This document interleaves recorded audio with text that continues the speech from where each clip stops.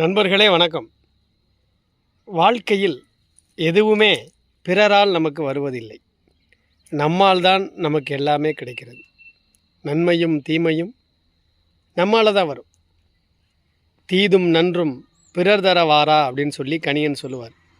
வாழ்நாளில் இதை நீங்கள் மனசில் வச்சுக்கணும். ஒவ்வொருத்தருமே எனக்கு ஒரு வளர்ச்சி அப்படின்னா அது என்னுடைய உழைப்பு.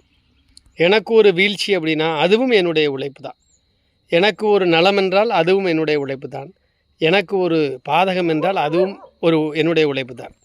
இதை விடுத்து நாம் அடுத்தவரை நம்முடைய குறைகளுக்காக பேசிக்கொள்கிற நேரம்தான் அதிகமாக இருக்கிறது. பிறர் போல ஒப்பிட்டு பார்த்தல், பிறர் அவங்களோட இப்படி போனதுனால தான் இப்படி ஆயிடுச்சு, அவங்க சொன்னதுனால தான் இப்படி நடந்துச்சு, அவங்களால தான் இது நடந்துச்சு அப்படிங்கிற மாதிரியான எண்ணங்கள் தான் நிறைய பேர் இருக்காங்க. அப்படி இல்லை. ஒரு மாணவன் முதல் மதிப்பெண் எடுக்கிறான், ஒரு மாணவன் இறுதி மதிப்பெண் எடுக்கிறான். அதனால் அவன் யாரோட சகவாசம் வச்சுக்கிட்டானோ அதனால தான் அப்படி ஆயிடுச்சுலாம் சொல்ல முடியுமா? அப்படி இல்லை.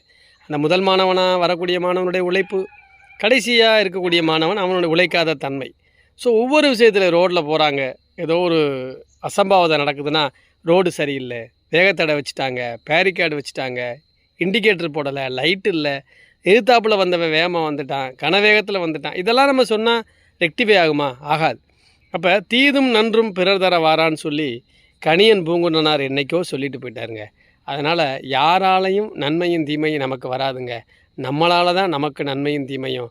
அடுத்தவரை சொல்லி குறை பேசுகிறதுக்கு அர்த்தமே இல்லை. தீதும் நன்றும் பிறர் தர வாரா.